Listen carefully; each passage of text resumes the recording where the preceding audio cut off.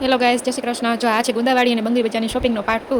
અને પછી તો મેં બંગડી બજારમાંથી નીકળીને ગુંદાવાડીમાં અમે જતા હતા, તો રસ્તામાં જુડિયો આવ્યો, તો ચાલો એમ થયું કે જુડિયોમાં એક ચક્કર મારતા જઈએ. પછી અમે જુડિયોમાં પહોંચી ગયા હતા. તમે જોઈ શકો છો અહીંયાનું કલેક્શન પણ બહુ સરસ હતું. પછી તમે ચક્કર મારી લીધી કે કયું કલેક્શન બેસ્ટ છે અને કઈ નવી વેરાયટી છે જે લઈ શકીએ. બાકી તો બધું ગોંડલમાં મળે જ છે અને તમે જોઈ શકો છો રાશીને તો મજા આવી ગઈ હતી.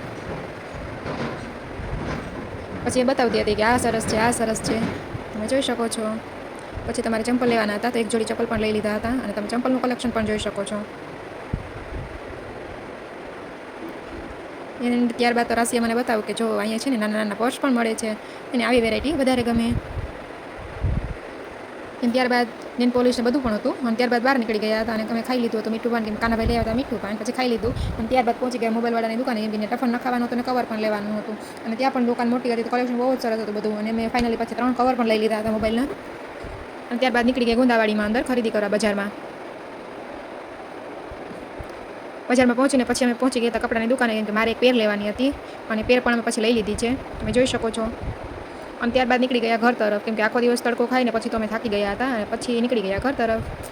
ત્યાં પાછો રેડ સિગ્નલ થઈ ગયો હતો. જાતી વખતે પણ અમને રેડ સિગ્નલ નડ્યો હતો અને આવતી વખતે પણ રેડ સિગ્નલ નડ્યો હતો. પછી થોડીક વાર વેઇટ કરવું પડ્યું. એન્ડ ત્યારબાદ પાછા રિટર્ન નીકળી ગયા ઘર તરફ.